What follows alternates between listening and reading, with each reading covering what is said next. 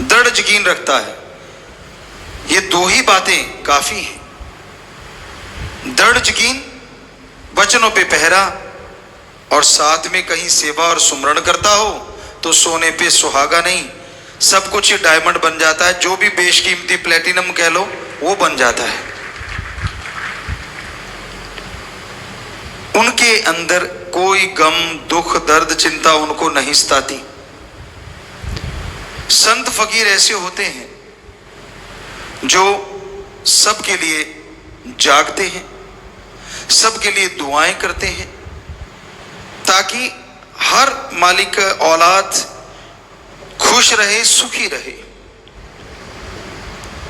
और जो संत पीर फकीर से जुड़ जाता है,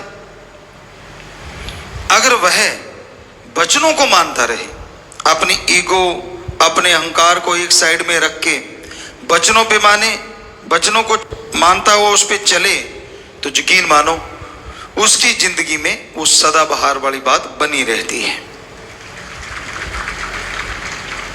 सुख दुख की तमीज नहीं रहती उन लोगों को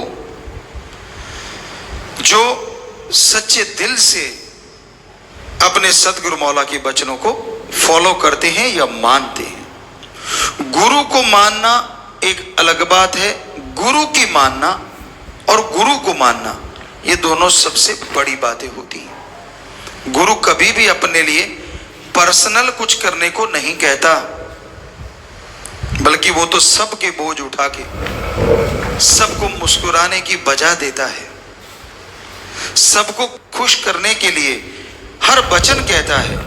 हर किसी की जिंदगी से दुख, दर्द, चिंता, परेशानियां मिट जाएं, इस तरह की बातें समझाता रहता है।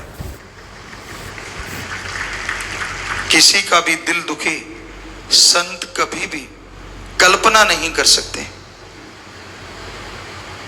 और बात चली थी प्रसन्नता, खुशी की। आज बड़े बड़े महानगरों में क्लब खुले हैं, यहां पे 5-7 लोग सामने खड़े हो जाते हैं तो हा ही हू शुरू हो जाता है।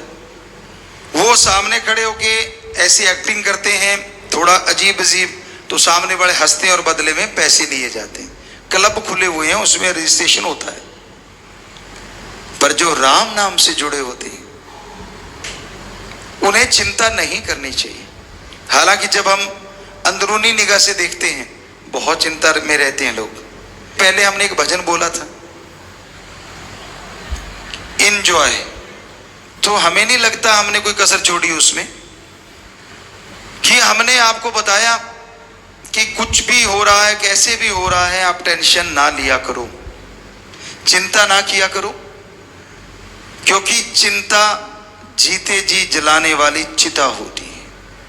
चिता एक बार जलती है, कहते हैं ना हड्डियां लकड़ियों की तरह जल जाती हैं, और मांस जो है, और वो जिस तरह से कोई कोयले जलते उस तरह से, और सिर के बाल जैसे कोई कोयले को बाद में जलाया जाए इस तरह से पल में राख हो जाते हैं।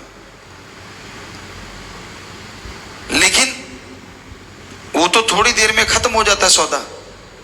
चिंता ऐसी चिता है जो जीते जी इंसान को जिंदगी भर तड़पाती रहती है, मारती रहती है, फिर जिंदा होता है, फिर मरता है, फिर जिंदा होता है।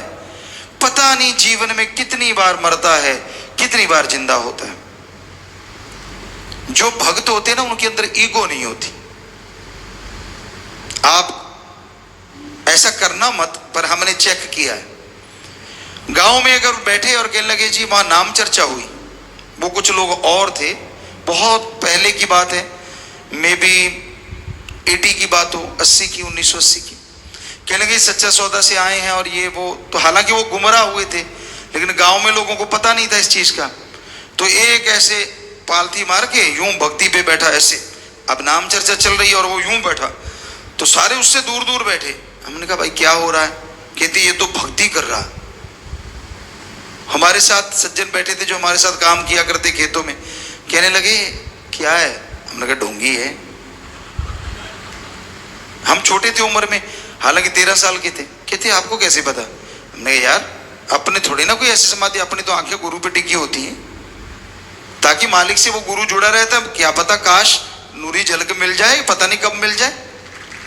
कहता ये तो सच्ची बात है। अरे नाम चर्चा में भी आंखें बंद का क्या मतलब, सदगुरु तो जर्रे जर्रे में है, तो तब भी खोल के आंखें, अगर सिमरन चल रहा है तो वो आंखें खोल के रखते हैं नाम चर्चा में। क्या पता किस रूप में कहां से नजारा मिल जाए, क्योंकि वो जहां राम नाम की चर्चा होती है वहां वो पहरा भी देता और घूमता रहता है।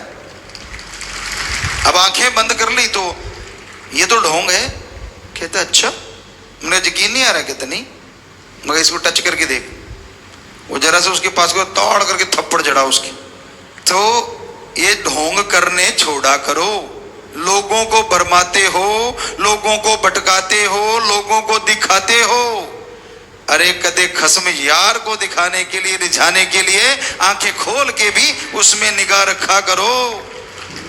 4 ठुमके लगा दिए, नाच लिए, पास वाला देखता अच्छा, कोई बड़े आते थे पहले भी सज धज की, उनके अंदर के कर्म हमें तो अंदर के दिखते थे।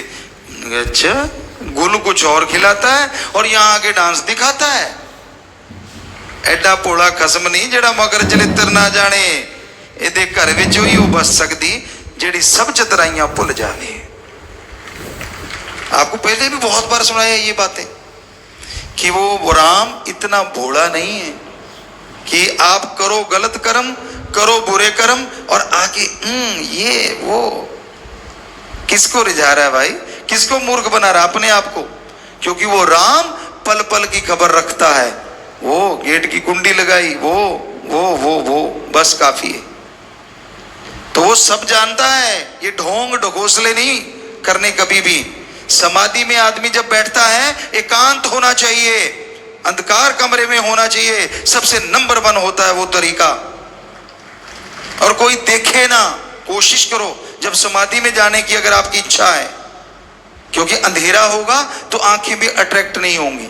लाइट से आंखों में, आंखें बंद करके देख लो आप दिन में तो आंखों में एक लाइट रहेगी, अंधकार में वो एक बिल्कुल बंद हो जाती, तो आंखें भी आपको किसी और तरफ नहीं लेके जाती। अंधकार कमरे में बंद है, थोड़ा अंधेरा, ज्यादा अंधकार से डरते हो, डिम लाइट कोई भी नीचे आजकल तो 100 चीजें चलती हैं, फुट लाइट बोलते हैं, वो चलती रहे, आप आराम से बैठ जाओ और ध्यान जहां जमा के, वो होती है समाधि। और ये होता है पाखंड, जो लोगों के बीच में बैठ के यूं दिखाना मैं भगत हूं, ताकि वो देखता है, उसको पता होता है मुझे लोग चेक कर रहे हैं।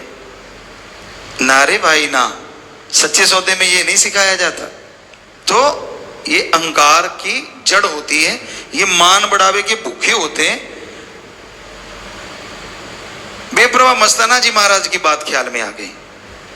श्रावण शाह साईं जी जब गुफा से तेराबाद से निकलते थे तो वो साईं जी अपने पांव में घुंघरू बांध लेते बड़े बड़े, और जैसे श्रावण शाह जी बाहर निकले तो वो डांस करना शुरू कर देते। मेरा मक्खन मलाई, मेरा दाता रहबर, मेरा सतगुरु मौला, जितने भी उनके शब्द थे वो अपने आप में अलग ही थे।